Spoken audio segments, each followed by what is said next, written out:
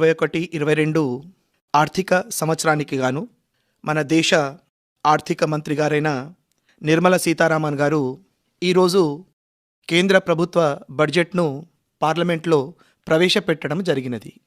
Budget అంటే ఒక ఆర్థిక సంవత్సరానికి ప్రభుత్వము చెల్లింపు చేసేటటువంటి ఖర్చుల యొక్క వివరాల సమూహాన్నే మనము బడ్జెట్ అని అంటాము. ఆర్థిక సంవత్సరం అంటే ప్రస్తుత ఏప్రిల్ నుండి వచ్చే సంవత్సరము మార్చ్ వరకు ఉన్నటువంటి ఈ 12 నెలల కాల పరిమితిని ఆర్థిక సంవత్సరంగా భావిస్తాము. ముఖ్యంగా ప్రజాస్వామ్య దేశమైనటువంటి మన భారతదేశంలో కేంద్ర ప్రభుత్వము ప్రవేశపెట్టినటువంటి బడ్జెట్ పైన అందరికీ ఆమోదకరంగా ఉండాలనేటువంటి ఖచ్చితత్వం ఏం లేదు. కొందరికి నచ్చొచ్చు, నచ్చకపోవచ్చు.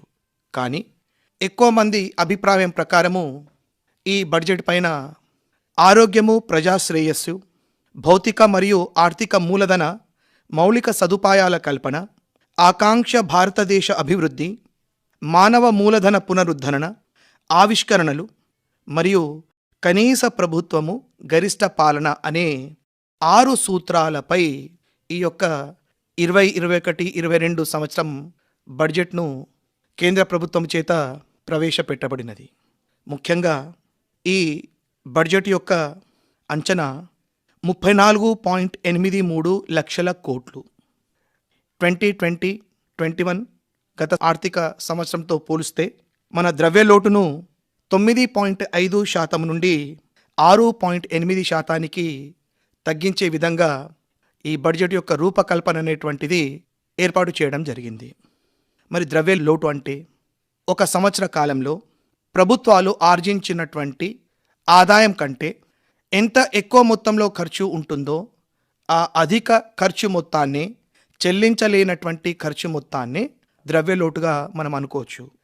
కోవిడ్-19 మహమ్మారి ఆర్థికంగా, సామాజికంగా అన్ని విధాల మన దేశాన్ని, ప్రపంచాన్ని నష్టపరిచినను ఇలాంటి భయంకరమైన, విపత్కరమైన పరిస్థితుల్లో ద్రవ్యలోటును గత సంవత్సరం కంటే తక్కువ చేయాలనేటువంటి ఉద్దేశము మన ఆర్థిక మంత్రి గారికి ఉండడము ఒక సంతోషదాయకంగానే మనము భావించవచ్చును. ముఖ్యంగా మన దేశము గ్రామీణ ప్రాంత ప్రజలు నివసిస్తున్నటువంటి దేశము.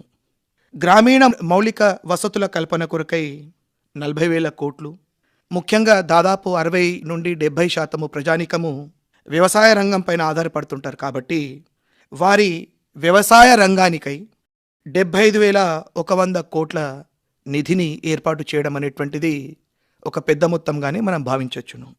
వ్యవసాయదారులు వారు పండించేటువంటి పంటల ఖర్చుల కొరకై తీసుకునే రుణాలను, ఆ రుణ పరిమితిని దాదాపు ఈ ఆర్థిక సంవత్సరానికి కొరకై 16.5 లక్షల కోట్ల బడ్జెట్ని కేటాయింపు చేయడం అనేది పెద్ద మొత్తంగానే మనం భావించవచ్చును. సాధారణంగా మన వ్యవస్థలో ఉన్నటువంటి లోటుపాట్లను అధిగమిస్తే తప్పకుండా వ్యవసాయదారులు ఆ ఫలితాలను అనుభవించవచ్చు. కాబట్టి అలాంటి వ్యవసాయదారులకు ఇంత పెద్ద మొత్తాన్ని రుణంగా అందించడం అనేటువంటిది మనం సంతోషదాయకంగానే అనుకోవచ్చు.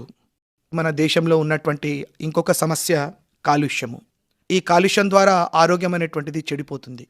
మనం ఆరోగ్యంగా ఉంటేనే ఏదైనా సాధించవచ్చు. కాబట్టి ముఖ్యంగా వాయు కాలుష్యాన్ని నియంత్రించడానికి కొరకు ఈ బడ్జెట్లో 2,217 కోట్ల కేటాయింపు పెద్ద మొత్తంగానే మనం భావించవచ్చును.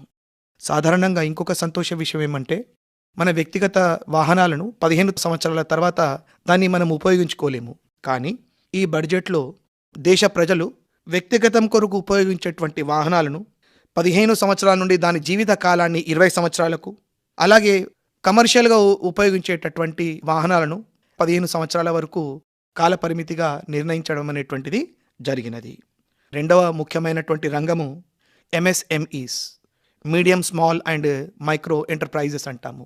అంటే చిన్న, సూక్ష్మ, మధ్య తరహా రంగము. వ్యవసాయం తర్వాత అత్యధికంగా ఉన్నటువంటి రంగం ఏదైనా ఉందంటే అది MSME. ఆ రంగాన్ని ప్రోత్సహించడానికి కొరకు, దానిని అభివృద్ధి చెందించడానికి కొరకు, వారికి మౌలిక వసతులు, రుణ సదుపాయాలను అందించడానికి కొరకు 15,700 కోట్ల కేటాయింపు మంచి మొత్తంగానే భావించవచ్చును. ఇంకొక విషయం ఏమంటే సాధారణంగా మధ్య తరగతి వారు లేదా దిగువ తరగతి వారు పొదుపులను మనము బ్యాంకులో డిపాజిట్ చేస్తాము. మనము డిపాజిట్ చేసిన తర్వాత ఒకవేళ దురదృష్టానికి ఆ బ్యాంకు దివాలా తీస్తే మీరు ఎంత పెద్ద మొత్తము డిపాజిట్ చేసినా డిపాజిట్ ఇన్సూరెన్స్ స్కీమ్ ప్రకారము కేవలము 1,00,000 మాత్రమే మనము తిరిగి పొందేటటువంటి అవకాశము ఉండేది. కానీ ఈ బడ్జెట్లో డిపాజిట్ ఇన్సూరెన్స్ పరిమితిని రూ. 1,00,000 నుండి 5,00,000 రూపాయల వరకు పెంపుదల అనేటువంటిది జరిగింది. ఉదాహరణకు నేను 10 లక్షలు డిపాజిట్ చేశాను. బ్యాంకు దివాలా తీసింది. గతంలో కేవలం రూ. 1,00,000 మాత్రమే పొందేవాడిని. కానీ ఇప్పుడు నేను 10 లక్షలు డిపాజిట్ చేశాను. బ్యాంకు దివాలా తీసింది. నేను దాదాపు 5 లక్షల వరకు తిరిగి పొందేటువంటి, ఎందుకంటే దాదాపు మంది వారి యొక్క పొదుపులు అనేటువంటివి బ్యాంకులోనే జమ చేయడం జరుగుతుంది కాబట్టి ఈ పరిమితిని పెంచడం కూడా ఒక మంచి ఆలోచనగానే మనం అనుకోవచ్చును. యువత ఉద్యోగం వైపు రాకుండా ఒక వ్యాపారం పైన లేదా ఒక ఎంటర్‌ప్రెన్యూర్‌గా ఒక వ్యాపార సంస్థలను స్థాపించే విధంగా ఎంకరేజ్ చేసేటటువంటి ఒక వ్యవస్థనే స్టార్ట్‌అప్ అంటామన్నమాట. కాబట్టి ఎవరైతే నూతన ఆవిష్కరణలను, నూతన పరిశ్రమలను గానీ, వ్యాపార సంస్థలను గానీ ఏర్పాటు చేస్తారో అలాంటి వారిని ప్రోత్సహించడానికి కొరకై వారికి ట్యాక్స్ హాలిడే అంటే ఒక వ్యాపార సంస్థ లేదా ఒక వ్యాపారస్తుడు ఒక సంవత్సర కాలంలో లేదా కొంతకాలంలో తాను సంపాదించినటువంటి ఆదాయం పైన ఎలాంటి పన్ను మదింపు చేయకుంటే ఆ కాల పరిమితిని, ఆ పన్ను మదింపు చేయనటువంటి మొత్తాన్ని మనము ట్యాక్స్ హాలిడే అని అంటామన్నమాట. సాధారణంగా ప్రతి వ్యక్తి ఆదాయ పరిమితి దాటితే పన్ను అనేటువంటిది చెల్లించాలి. కానీ యువతను ఈ స్టార్ట్అప్ పైన ప్రోత్సహించడానికి కొరకు ఈ ట్యాక్స్ హాలిడే స్కీమ్ని ఇంకొక సంవత్సరం పాటు పొడిగించడం అనేటువంటిది జరిగింది. అది కాకుండా వారి యొక్క క్యాపిటల్ గెయిన్, మూలధన లాభం అంటాము, ఆ మూలధనం పైన దాదాపు సాధారణంగా లాంగ్ టర్మ్ క్యాపిటల్ పైన 20% ట్యాక్స్ అనేటువంటిది ఉంటుంది. కానీ ఇలాంటి స్టార్ట్అప్స్ కంపెనీస్కి 20% ఎగ్జంప్షన్ అనేటువంటిది ఇవ్వడం జరుగుతుంది. మరో ముఖ్యమైనటువంటిది ఆరోగ్యము. ఎందుకంటే చాలామందికి అవగాహన లోపం ద్వారా ఆరోగ్య సమస్యలు అనేటువంటివి మనకు కలుగుతుంటాయి. కాబట్టి అలాంటి ఆరోగ్య సమస్యలను నివారించడానికి కొరకి కేంద్ర ప్రభుత్వము దాదాపు 2.23 లక్షల కోట్ల కేటాయింపు చేయడం అనేటువంటిది గతంతో పోలిస్తే దాదాపు 137% అధికంగా మనం ఉన్నదని అనుకోవచ్చు. ఇప్పటికీ మనకున్నటువంటి మహమ్మారి కోవిడ్, దాన్ని నియంత్రించడానికి, దాన్ని రూపుమాపడానికి కొరికి ఈ బడ్జెట్లో 35,000 కోట్లు మన ఆదాయం ఇప్పటికీ పెరగల. కానీ ఉన్నటువంటి ఆదాయంలోనే లేదా ఇతరత్ర వనరుల నుండి ఆదాయాన్ని పొందడానికి కొరికి ఇలాంటి పెద్ద మొత్తాలను కేటాయింపు చేయడం అనేటువంటిది మనం తప్పకుండా హర్షించవచ్చు. ఇక ఉద్యోగులకు ఈ బడ్జెట్లో ఎలాంటి స్లాబ్ రేట్స్లో మార్పు లేదు. కానీ 75 సంవత్సరాలు పైబడినటువంటి వ్యక్తులు ఎలాంటి ఇన్కమ్ ట్యాక్స్ పే చేయవలసినటువంటి అవసరం లేదు. అలాగే సీనియర్ సిటిజన్స్ ప్రతి సంవత్సరము వాళ్ళ ఆదాయ పరిమితి పెరిగితే ఆ ఇన్కమ్ ట్యాక్స్ రిటర్న్స్ ఏదైతే వాళ్ళు సబ్మిట్ చేయాలో అలాంటి ఇన్కమ్ ట్యాక్స్ రిటర్న్ని ఫైల్ చేయవలసినటువంటి అవసరము కూడా లేదు. ఇంకొక ముఖ్య విషయం ఏమంటే 74% విదేశీ ప్రత్యక్ష పెట్టుబడులకు అవకాశము. ఇది ఒక రకంగా లాభంగానే భావించవచ్చు. కానీ దీంతో పాటు ఒక రకమైన నష్టం కూడా ఉంటుంది. ఎందుకంటే విదేశీయుల ప్రత్యక్ష పెట్టుబడుల ద్వారా మూలధనం అనేటువంటిది మనకు అందుబాటులో ఉండి కొత్త పరిశ్రమలు మనకు రావడం ద్వారా ఉద్యోగాలు అనేటువంటివి కల్పించడం జరుగుతుంది. ఇది నాణానికి ఒకవైపు. ఇంకొక వైపు పెట్టుబడిదారీ వ్యవస్థ వైపు కూడా మళ్ళేటటువంటి ఆస్కారము దీని ద్వారా ఉండొచ్చని, అది కాకుండా ఆర్థిక సంస్థలు మన దగ్గర ఉన్నాయి.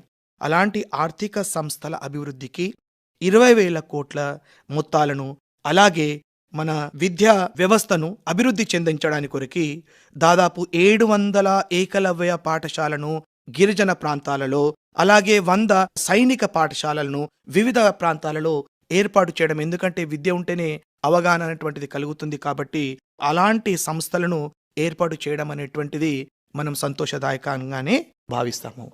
చివరగా కొన్ని లోటుపాట్ల గురించి కూడా మనం అనుకుంటే, రైల్వేస్కి సంతోషదాయకమైనటువంటి కేటాయింపులు జరిగిన తెలంగాణ రాష్ట్రానికి మనకు ప్రత్యేకమైనటువంటి నిధులు గానీ, ప్రత్యేకమైనటువంటి రైల్వే ఏర్పాట్లు గానీ, లేదా కాజీపేటలో ఉన్నటువంటి ఆ ఫ్యాక్టరీ ఏర్పాటు గురించి గానీ, ప్రస్తుతం ఎలాంటి ప్రస్తావన అనేటువంటిది లేకపోవడము ఒక విచారకరంగానే మనం అనుకోవచ్చు.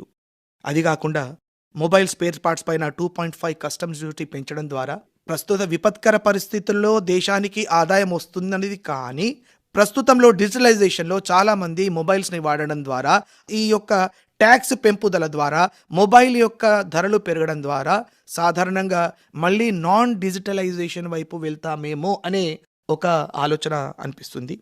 అది గాకుండా పెట్రోల్ పైన 2.5%, డీజిల్ పైన 4% అగ్రి సెస్ అంటే అగ్రికల్చర్ ఇన్‌ఫ్రాస్ట్రక్చర్ డెవలప్‌మెంట్ సెస్ అంటే మన దగ్గరికి ఆ పన్ను మొత్తాన్ని మన యొక్క అగ్రికల్చర్‌గా వ్యవసాయ పరంగానే కానీ, లేదా ఇతరత్ర పరంగా గానీ, దాన్ని అభివృద్ధి చెందించడానికి ఉపయోగించేటటువంటి పన్ను పెంపుదల అనేటువంటిది, దీని ద్వారా పెట్రోల్ ధరలు గానీ, డీజిల్ ధరలు గానీ పెరుగుదల అనేటువంటిది కలుగుతాయి. కానీ అందులో మనకొక సంతోషం ఏమంటే, basics excise duty, special additional excise డ్యూటీలో తగ్గుదల ఇవ్వచ్చు అనేటువంటి భావన ద్వారా సామాన్యమైనటువంటి వినియోగదారుడికి పెట్రోల్ పైన ఎలాంటి పెరుగుదల అనేటువంటిది, డీజిల్ పైన ఎలాంటి పెరుగుదల అనేటువంటిది కనబడదేమో అనే అంశాన్ని తెలియచెప్పడము జరిగినది.